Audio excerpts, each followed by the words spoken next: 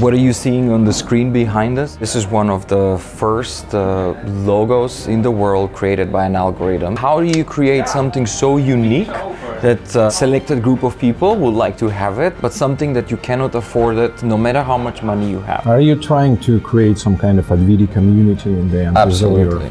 Absolutely. This is Mark. I wanted to introduce you to Mark. Nice Mark is our you. VP of Global Strategic Partners, and he will also have a quick chat with you about business side of things. Oh yeah, very much. I only asked this question because it's a public information. Your annual revenue is estimated to be $350 million.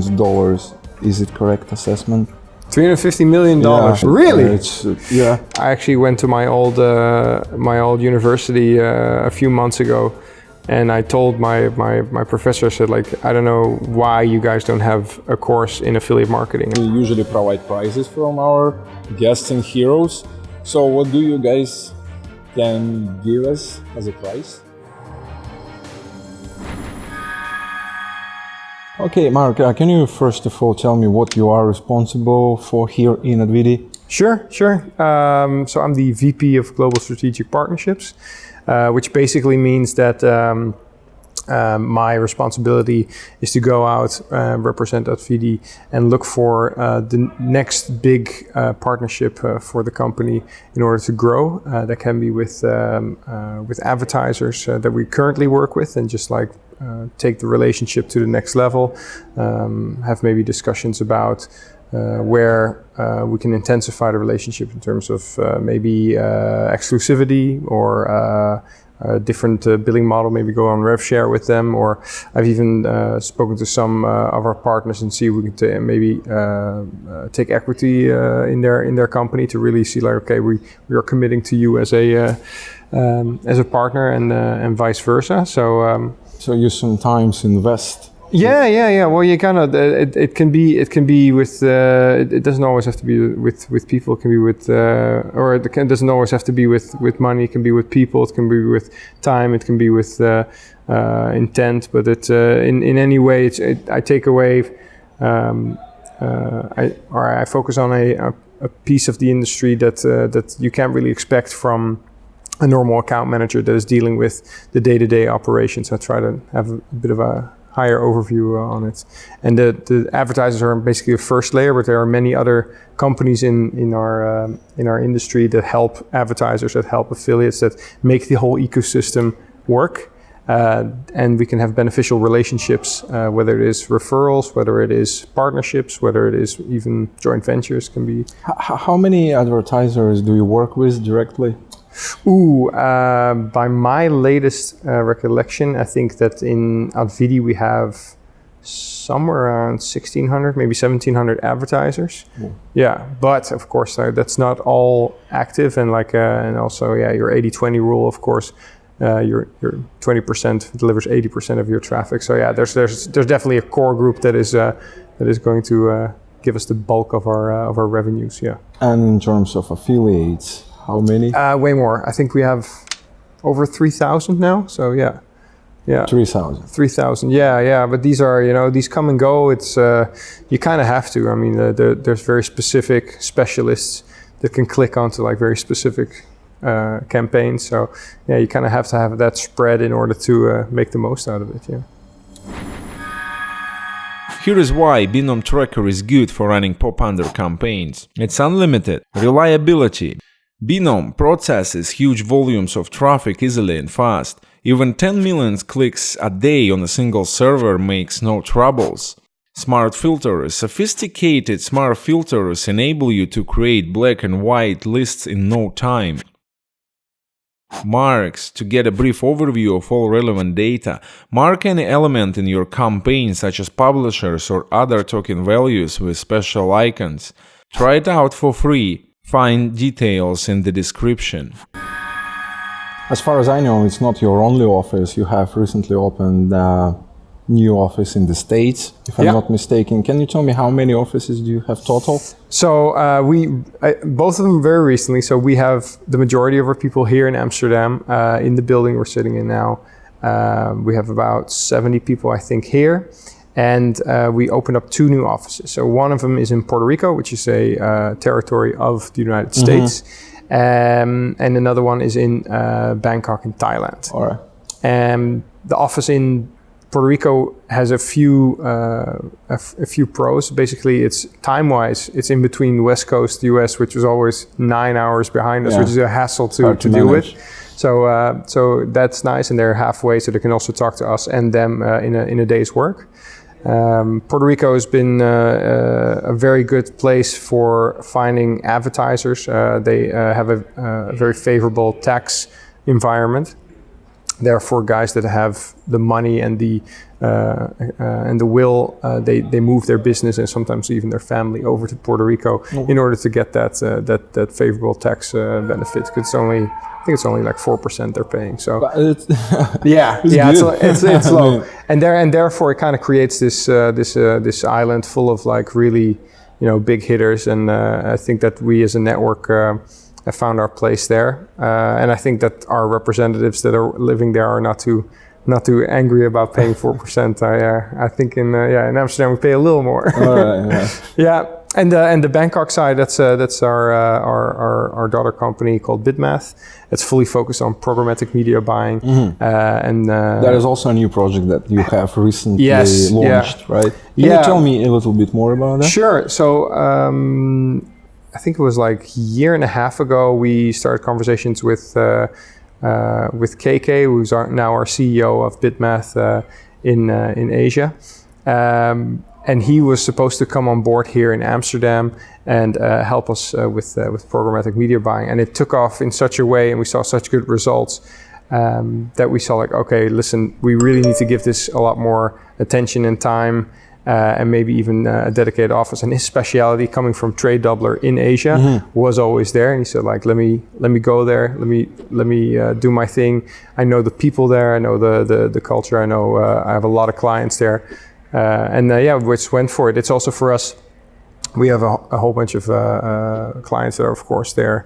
A big show every year in December that is in Bangkok. So we're like, okay, then it would be nice to have Amsterdam, and then before us in time we have Puerto Rico, and after us we have Bangkok. I think it's a great spread to be a global company with like 3 offices in different time zones. So yeah.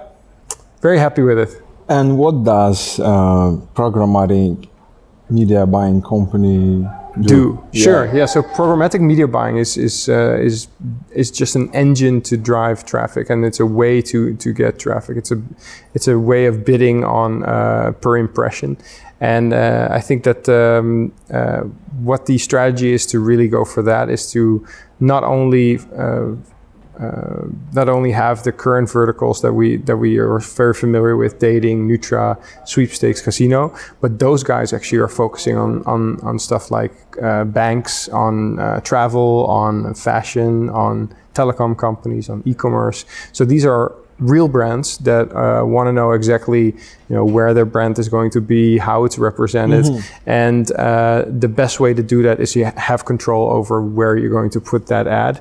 So it's not really suited to put in the affiliate network where we have to give it again to affiliates. For brands. And then it goes, it's much more for brands. And I think it's for us it's also a great way to further our company, to really see if we can, what we've done in our current verticals, to also do it in like these big branded campaigns. Is it a part of your diversification strategy? Oh, for sure. I think that our dream is to really be in that landscape to compete with media agencies, to outcompete media agencies. I think that the media agencies of the past are just stuck in their ways of They are in the past as far as I can see. The thing is like, you pay for a really good name, you pay for a high profile agency to take your campaign and do something creative with it. But really it's not performance based. It's, you're going to be in a billboard. Blowing money away. Yeah, a billboard on the side of Times Square. Okay, it's amazing, great brand exposure, but how much really does it give you in terms of sales? And I think that that's where we're coming from, is that we're all about performance based. We're all about measuring exactly, if you put $1 in us, you get $1.10 back, you get $1.50 back. what is what is measurable, and that's, I think, But how in the does end, it work for brands like banks, for example? What is an action? Well, it can be, for instance, somebody who applies for a new credit card. So a bank knows very well that somebody who applies for a new credit card, well, doesn't make anything now, but on average, a new credit card subscriber will eventually spend X on us, and maybe even can be upsold to a mortgage or a different kind of loan. So yeah, they're very keen on getting the right kind of traffic in. And for us, it's also about like monitoring what the value is of what we bring. Wanted to ask you that. Is that hard to build a sustainable company in very unpredictable industry such ours? Yeah. What are the major things to consider? I think that it's a good question. One of the things we felt is very much to focus on your own path. Because around you everything is changing super fast, it's very easy to get distracted and think like, hey, this is a new thing and I got to jump on that. But more focus on the engine of the car that you're saying is that, okay, what is really going to drive us forward? What is really efficient? And let's say that tomorrow we do see a good opportunity. This machine can be applied to that. If tomorrow it would be, I don't know, like gummy bears online, then we can promote gummy bears online. It doesn't matter really what the product is. It's about that the engine can really deliver quality traffic and can measure their success. What are the major risks do you see for Advidi as for business? I would say is that it would always be first looking inward, maybe growing too fast and being very ambitious in where we want to go and forgetting to sometimes look at the engine and put a little WD-40 here and a little tweak there to make sure that everything is still running smoothly. I think that running a company is hard at any level, whether you have now, like if you have 7 people, 70 people, or 7,000 people, but you have to keep looking at the engine critically. Is this the best we can do? And that is often in the rat race of things forgotten to really look critically at what you're doing is the right thing. Because then it can create maybe people that are not happy or not in the right place, and it takes a long time for you to pick up on that, and maybe business relationships can be hurt by that because somebody's not motivated or somebody's not really putting their extra effort into it, and you're not picking up on a new market development. So I think you should always look at like, okay, is the engine still running at the best that we can do? And if you're doing that, then I think you can do great things. Yeah, you're growing rapidly, just as you mentioned. Yeah. And what was the growth for 2018 in percentage, comparing to 2017, if you have in mind those numbers? Off the top of my mind, and I think that Jan Willem, our CFO, might have to correct me, but I think we're at 40% or something. Yeah. I think I've started in 2013, and basically every year we've hit around the 40-50% mark to grow. And this year, I think that last year was maybe almost 40%. It was a bit slower because we were really had a year of reorganizing the company, restructuring it. The branding was all new. We really focused on like, hey, let's polish it all up. And now we're using the engine to this year. I think we have the ambition to double instead of just going 150%. This year, 100% growth. Oh, yeah, right. That's what we want to do. That's a goal. It is a goal. And the thing is that. It's an obtainable goal as long as, if you keep focus on the things that really matter. All right. I only asked this question because it's a public information. I found that on Euler.com that your annual revenue is estimated to be $350 million. Is it correct assessment? $350 million? Yeah, it's up here. I was surprised. I mean, really? Yeah. Well, I mean, I don't know if is that for last year? Yeah, I guess so. Yeah. No, I think they're. It's incredible resource, but the number is too incredible to me. Yeah, they're off by a bit. Yeah. So it's if would buy a different car if we did 350 million revenue. So it's not close to that. No. All right. Let's talk a little bit about your verticals and offers. Sure. What are your biggest verticals? Is it still dating or something else? It's taking over? No, dating is still our bread and butter, and I think it's basically also our test case of why we want to, why my role that I have now exists. So dating was always part of Advidi because the two founders were media buyers in dating, and they just saw like, hey, this is something that we can also pass on to our friends and take margin. And with Has offers that they found, suddenly a mini network was born. And I think that throughout the years, we cultivated these relationships with dating advertisers that are really strong. And we've even started working on rev share with some of them. And I think that really showed us like, wait a second, when two companies, when one is focusing on product, the other one is focusing on traffic, and they're both doing revenue share and they're both looking at the metric user value, you can do really powerful things. And I think that's why we are so dominant in dating. I think we're safe to say the biggest network in dating at the moment. Yeah, that's what I was going to ask. We for a while there was there's a few that are still doing it, but I think that definitely in Europe you can say that we're the biggest. And what is your second biggest vertical? Second biggest is depends on the day, but it's usually so nutra or health and beauty, how you want to describe it, is battling with sweepstakes, mobile content. So those two verticals, sometimes one is higher than the other, but I would say that probably nutra is our second biggest. Nutra, the last year was not the greatest one for nutra because all those regulations that came to power in the US. And there's more regulations going. To normal? Yeah, no, the thing is that, and again, coming back to what I said earlier about like having the machine work properly, is that you have to adapt to the new situation. It's not like people don't want to buy the next diet pill or have the next skin cream promoted to them. It's just about like working what the regulations are. And I think that last year really showed that we can also push like, hey, why don't we try straight sales? And that's what we did, and that's where we had success with. And I think that straight sales, it's when the product is purchased on the web page. So basically a trial is where you pay $4.99 and you subscribe for a free trial, $4.99 for the shipping, and then you get the bottle. And then you're in a subscription model where every month you get a new bottle for a full fee. And a straight sale is basically a one-time bottle that you get, that you pay the full fare for, and the advertiser will of course try to contact you and say like, want to upsell you to another bottle, but there's no continuity behind it in terms of like that the next bottle is coming the next month. So of course you get a higher price for that, but it's harder to promote, of course, for somebody to fork over 70, 80, $100 for a bottle.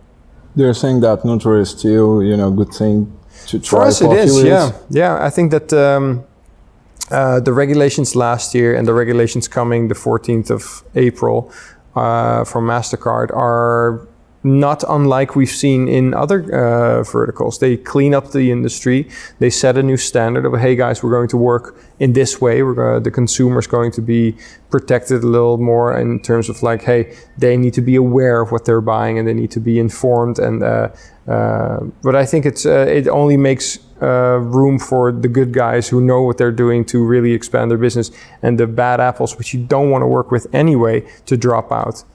So that new regulation by MasterCard, they do not allow you to charge people for trial physical products anymore, or they've been semi-vague about it, but that is the gist of it, that they do want to inform people a lot more about like, hey, this is going to be a subscription model. You are going to get billed again for a new bottle. And we've been talking for the past 2-3 months with a lot of advertisers that we know very well on what the strategies are to work with this.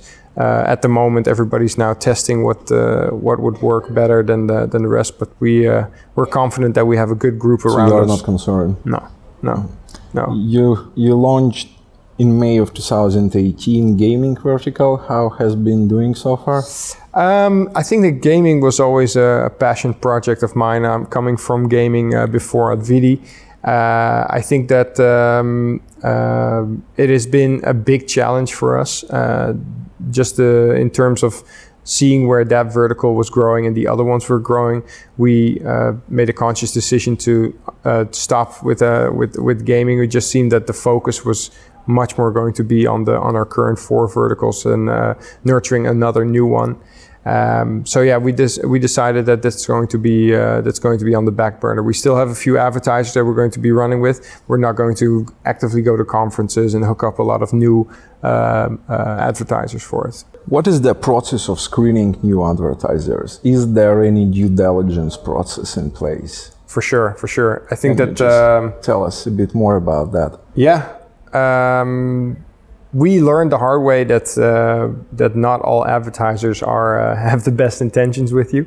I think that especially in 2015, 2016, we got hit hard with some advertisers that didn't pay, especially in credit card submits and in Did you lose a lot of money? Yeah. And that, back then it was a lesson, but it really prepared us for, like, for instance, what you said last year. Were affiliates affected? No, never. No, I think that that's one of the things that we kind of always do very, very well. And you can look up online, like we always pay our bills. We're never mentioned as a network that doesn't pay what is owed. So, but kind of those lessons from 2015, 2016 really made us evaluate, okay, what is going to be our risk policy in terms of outstanding amounts with an advertiser? And what kind of things do we want to know from the advertiser before we say, okay, we're going to go from, I don't know, 25K outstanding to 250K outstanding. What do we want to feel comfortable with? There's many checks, both in the pre-process in terms of questions that the AMs are asking, from even verifying if the IP that they're talking on Skype on is really there where they're at in the world, to actually doing some checks with other networks that are friends of ours. Hey, have you had experience with working with them, et cetera, et cetera.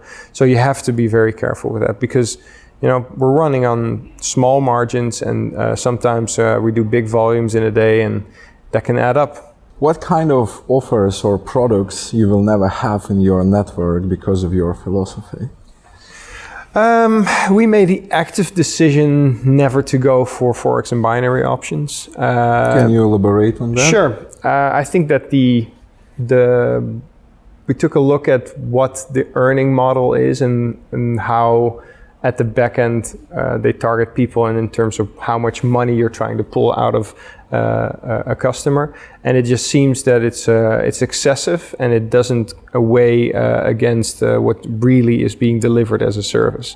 And I think that we're all fine with somebody having a subscription to a dating website with some girls that they might never meet, but they feel like, hey, we're having a great time, and I'm flirting with them, and I'm saying things to them that I might not say to my wife, and I have to pay for it every month. That's all fine, but it's not like going for hundreds or thousands or even tens of thousands of savings to get them out of there to invest. Like, that's real Wolf of Wall Street shit that I really don't. So binary options, Forex, anything else? Back in the day, I think 2 years ago, some paper call was really booming, and we just... what? Paper call. Paper call. Yeah. And there were like some really aggressive models behind that, with tech support and really shutting your computer down and you have to call. That was a big issue. Yeah, as far as I remember. we never touched that, and I'm happy that we never did. So. Do you believe that the lack of education in our industry may cause some kind of problems in the future? I don't know. What do you mean by lack of education? For affiliate managers, there are no credible courses around. And for sure. So on. Yeah, I mean, I actually went to my old university a few months ago, and I told my professor, I said, I don't know why you guys don't have a course in affiliate marketing. I mean, it's just it should be taught already right out of high school, or Are you trying to make someone how do people make money online? Yeah. And it's not just affiliate marketing, but just give the whole spectrum, because it is a major industry and it's being completely skipped, at least in Holland. I don't know how it is. Do you believe that there is enough room in the industry for everyone to make money? For sure. I think that it will only be growing. I mean, there's not. I mean, you can throw a stone in our industry and you'll hit somebody who's successful. It's ridiculous. Like, everybody is doing very well in our industry. It's a super big growth market. I don't see other networks as real competitors. We're all taking a big bite out of a big pie. So. And then, how do you see affiliate marketing in 10 years? How will that change? I think it will be. I mean, I think it will definitely. The what I said before, the performance part will start to seep into a lot of traditional markets that have been really relying on branding and getting your name out there. And I think that it's much more attractive to see where your marketing dollars are going and to really get you customers that are paying rather than knowing of your brand. More money for the affiliates to be made. I think so. I mean, the budgets that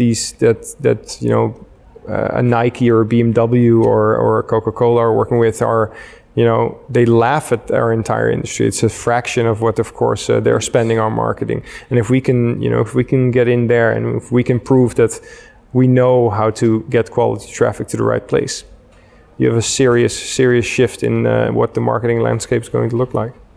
And lastly, what do you like the most about affiliate marketing? Ooh, yeah. I mean, the thing was, what I like always the most is that it's so quick. Like, the instant gratification of meeting somebody at a conference and saying like, hey, let's try something together, having an interesting conversation. And basically 3 days later, you can see some numbers on the board that a lot of brick and mortar industries would be like, sorry, what? What is the revenue you're doing with a new client? And that's something that always excites me. I mean, it can be daunting, like, so how many chances did I lose rather than win? Because, which guy did I talk to at that bar, but not that guy at that bar? So it can be so many opportunities everywhere that are in front of you. So yeah, I really like that. I really like that it can change and it can move any day. Thank you very much, Mark. I really enjoyed the conversation. Yeah. Cheers. Thank you. Petar, I'm back to you. You guys are still here? Yeah, we are. You kind of like it, right? Oh yeah. I think you're staying for Friday drinks. Yeah. That's how it looks. After it's all finished. Only after it's all finished. There is one thing that I have forgotten. I have told you about our tradition to have a competition in the end of every interview, and we usually provide prizes from our guests and heroes. So what do you guys can give us as a prize? You asked me several times during the interview about how we actually put the community together, how we create this interaction in a, you must admit, very lonely industry, especially if you're like an affiliate individual. We are quite famous of putting together and throwing these receptions, networking events where we bring the industry together. And sometimes those meetups are more valuable than a conference itself, because it's an already pre-filtered, pre-selected quality audience. So on the 7th of July, a day before the start of Affiliate World Europe, we also have one of those events. It's happening on Plaza España in Barcelona, on Hotel Catalunya. They have a beautiful rooftop terrace where we're going to bring the industry together, mostly affiliates and some of the industry's well-known names. So I just wanted to give your audience an advantage in this. And we're going to give 5 entrance tickets for this party for affiliates. Yeah, that's cool. It's not only a networking event, but it's a walking walking dinner. We're going to have some other surprises. So it's like a full night event. And if they... Is that private event? Yes, it's a Advidi private event. It's invitation only. So in this case, your affiliate will have an advantage. Your audience will have an advantage in the guest list. And I will put the conditions in place. They are very simple. Just simply tell us, what do you like about affiliate marketing the most? The same question I have just asked Mark. Be specific and detailed. The best 5 comments will be chosen by us with Petar, and the winners will get those private invitations to Advidi party in Barcelona, 7th of July. That's correct. And before you end the interview, we also have some presents for you guys because you were amazing. Yes. All right. Because you liked our merch. All right. My colleague Tanya has Thank you, something Tanya. for you. Thank you very much. Enjoy the presents. We will expect those comments for the party on 7th of July. And it was quite a pleasure to have you today at the office. Likewise. That was Come pleasure. again, and also invitation for the affiliates who are visiting Amsterdam. Our office is always open. If they want to use a pop-up desk, if they need a space for work or meetings, we have that option too. They just have to let us know and we're going to welcome them. Cool. Don't forget to subscribe to this channel. That is kind of things we have and discuss here. Bye now. See you next time. Bye-bye. Cool.